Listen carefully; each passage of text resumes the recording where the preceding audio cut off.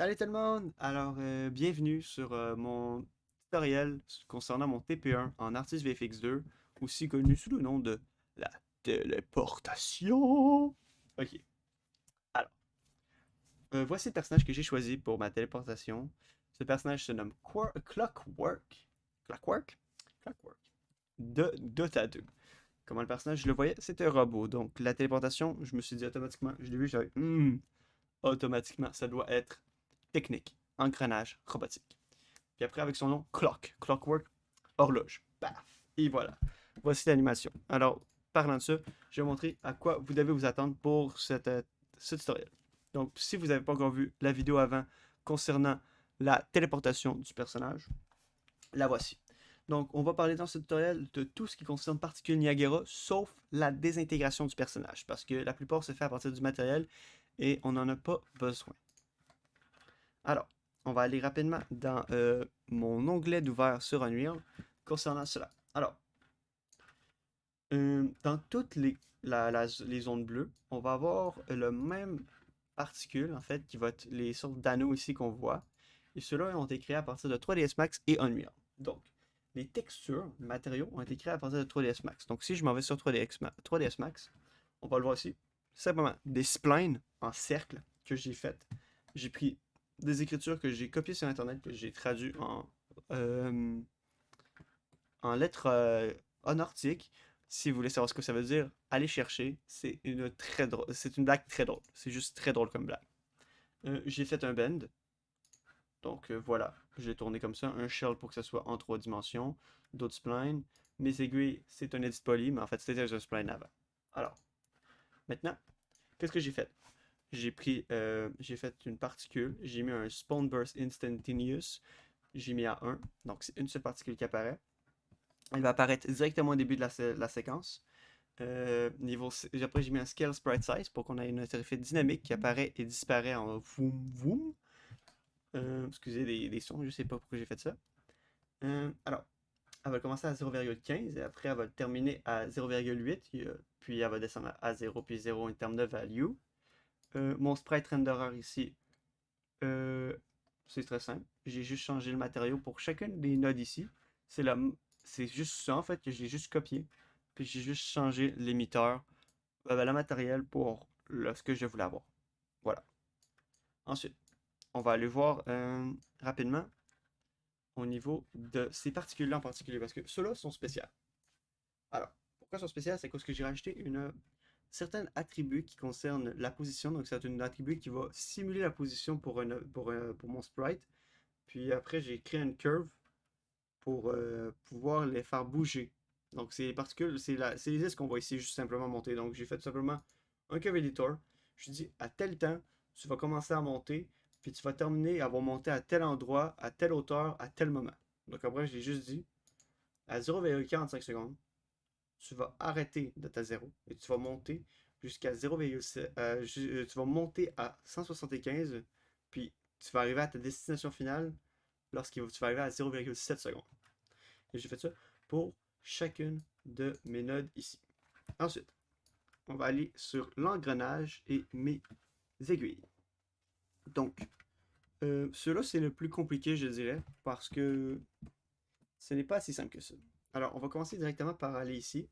Donc, j'ai créé une animation pour mes aiguilles grâce, non pas, on peut le voir ici, non pas grâce à la rotation, mais grâce à un X-form pour que ma rotation, qui ressemble étrangement vraiment beaucoup à cette rotation-là, soit en fait une déformation, puisqu'après j'avais besoin d'utiliser le Vertex Animation Tools. Et pour pouvoir créer ça, j'avais besoin en fait de pouvoir l'avoir en tant que déformation. Donc, pour ceux qui ne savent pas c'est quoi le Vertex Animation Tools, c'est un simple outil pouvant transporter des déformations de certaines mèches de 3ds Max à Unreal en les transformant en texture. Et ça peut aussi transformer des animations qui ont été créées à partir de keys de 3ds Max à Unreal, mais ça va faire à la place des animations tout court sur des mèches.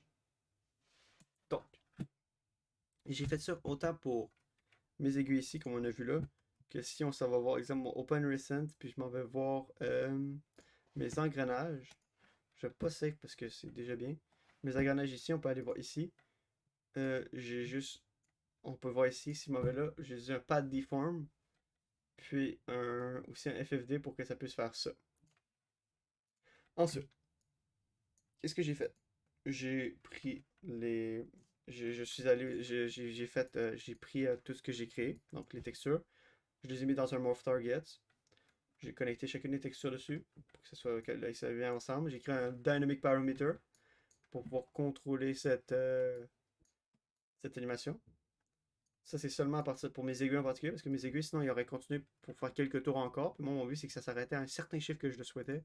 Donc, le Dynamic Parameter me fait en sorte que je peux choisir où et comment vont s'arrêter mes aiguilles.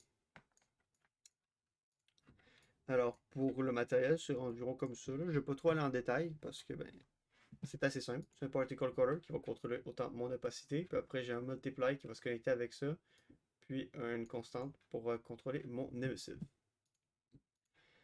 Ensuite, nous avons mes shards. Donc, si on attend un peu ici, les petites particules qui vont commencer à monter autour du personnage. Ici, c'est un peu buggé, mais si on s'en va voir ici, ces shards-là.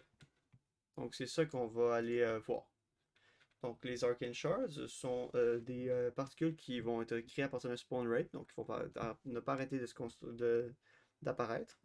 Je les ai transformés en j'ai transformé le spawn rate en curve editor pour pouvoir dire de tel temps tu n'en crées pas.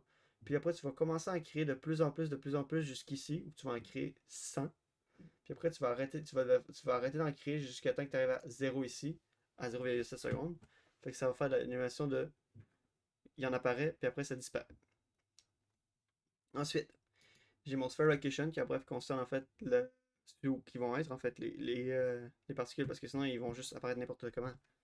Donc là, c'est juste un sphere location que j'ai décidé de juste détruire le Z. Donc ils vont pas monter, puis ils vont juste vraiment faire une sorte de point en fait dans le milieu.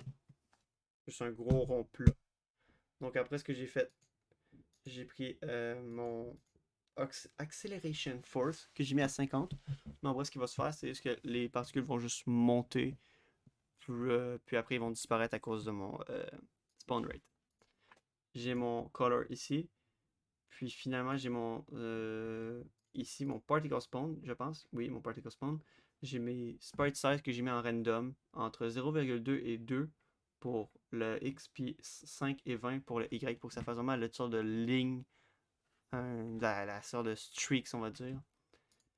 Puis finalement, on a notre ribbon qui est là. On le voit pas très bien ici, mais si on le regarde ici, c'est un effet que j'ai rajouté par-dessus pour que ce soit un peu plus dynamique et on peut voir vraiment que c'est l'effet vraiment genre l'énergie monte et tout, puis que ça disparaît.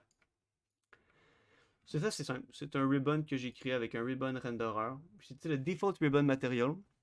Si vous voulez utiliser ce matériel-là, c'est assez simple. Vous allez aller dessus engrenage, puis rajouter le show plugin puis le engine content. Puis normalement, si vous cherchez juste default ribbon ou default sprite material, puis vous allez trouver des matériaux déjà faits par Unreal.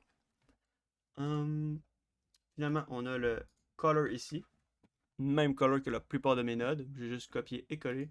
Acceleration Force pour pouvoir que la particule continue à monter. J'ai mon Initialize Ribbon que j'ai mis à 2,5 parce que ben, elle prend assez du temps quand même à disparaître un peu. Là. Des fois, c'est un peu bugué. Fait que j'ai décidé de la mettre plus basse. Mais de toute façon, elle commence assez tard, donc ça c'est comme c'est bien. J'ai le torus qui va faire la forme de mon ribbon, qui est une ring, 18 en radius. Mon U position, je l'ai mis en age, donc il va grandir dépendant de l'âge, donc le lifetime. Puis voilà au niveau de ça. Finalement, spawn rate. Même chose encore que la plupart de mes particules que je viens de montrer encore. Euh, Fait que c'est pas mal ça en fait, rapidement comme ça, si on parle comme ça. Genre, sinon, ce qu'on peut parler encore un peu rapidement, vu que je dirais que j'ai encore une vingtaine de secondes encore, je pourrais vous montrer rapidement ce que les matériels ici vont ressembler. Donc, mes matériels pour les anneaux. Donc, mes anneaux ressemblent à ça environ. Genre, c'est juste pour vous montrer un peu ça ressemble à quoi si vous êtes curieux. Donc, c'est des simples matériaux avec la texture, un particle cutter, multiply, plus une constante contrôlant l'émissif, et ça va être multiply avec ma texture pour contrôler l'opacité.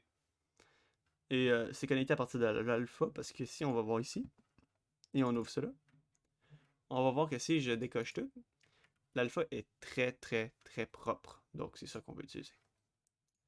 Donc en tout cas, merci à tous pour votre écoute. Si vous avez des questions, n'oubliez pas de demander ça en commentaire.